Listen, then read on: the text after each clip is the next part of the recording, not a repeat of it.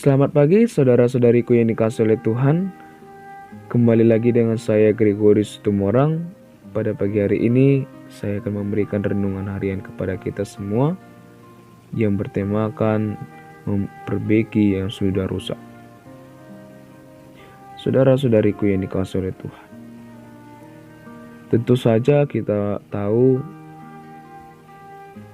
membangun suatu hal yang baru tentu saja jauh lebih gampang dibandingkan dengan memperbaiki yang sudah rusak.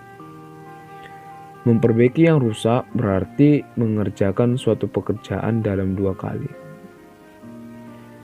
Banyak waktu untuk ke situ aja sudah 2 kali, sudah disia-siakan. Banyak juga tenaga yang mubazir, ya. Tetapi itulah yang mau dibuat Yesus. Untuk itu, Yesus mau mengajukan satu pertanyaan yang sangat jelas dan tegas kepada Simon Petrus. Anak Yohanes, apakah engkau mengasihi aku lebih daripada mereka ini? Pertanyaan ini justru sangat penting untuk memulihkan kasih Petrus kepada Yesus setelah ia menyangkal Yesus sampai 3 kali. Gembalakanlah domba-dombaku. Pertanyaan Yesus tentang kasih Petrus kepadanya memang menjadi dasar utama bagi pelayanan penggembalaan yang akan dipercayakannya kepada Petrus. Kita perlu garis bawahi, yaitu seorang gembala sejati adalah yang memiliki kasih kepada gembala agung, sehingga kasihnya pun nyata bagi jemaat gembalanya.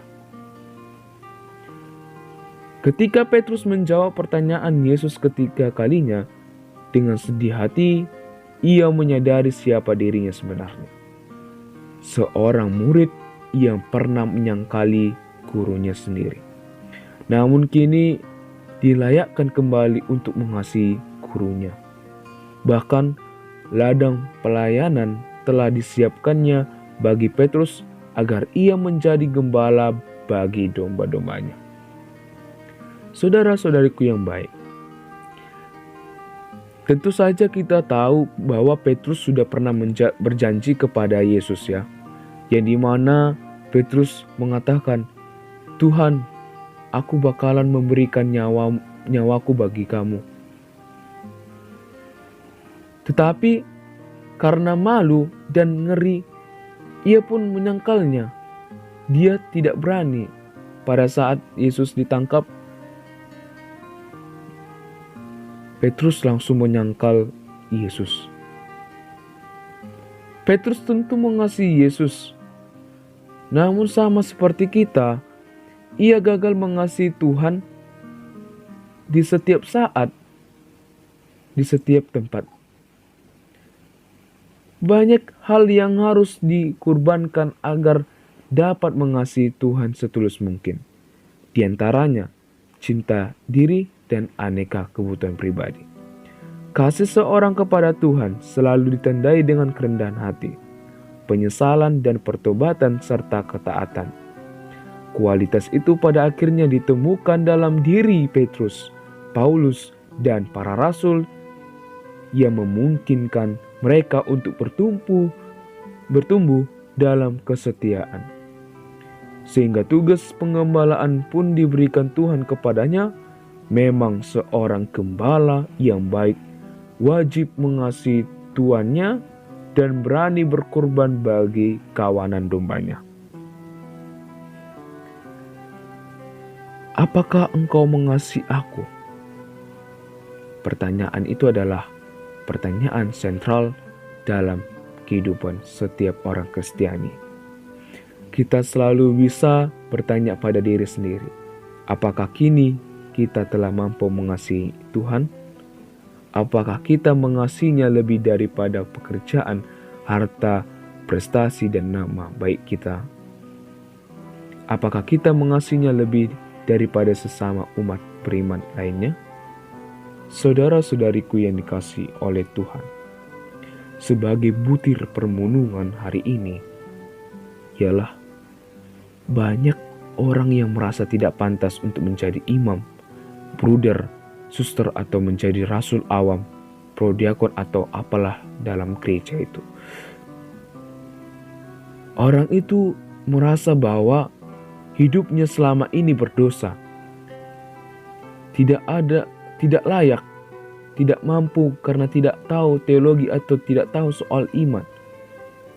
Lah, tidak pernah tahu soal teologi atau pengetahuan iman, kok disuruh menjadi prodiakon paroki?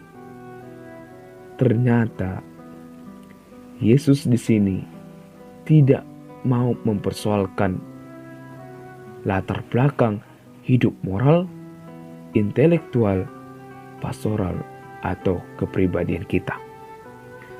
Yesus cuma mau bertanya kepada kita, apakah kita mengasihi Dia? Bagi Yesus, kasih atau cintanya kepadanya merupakan hal yang paling pokok bagi setiap orang yang mengikuti Dia.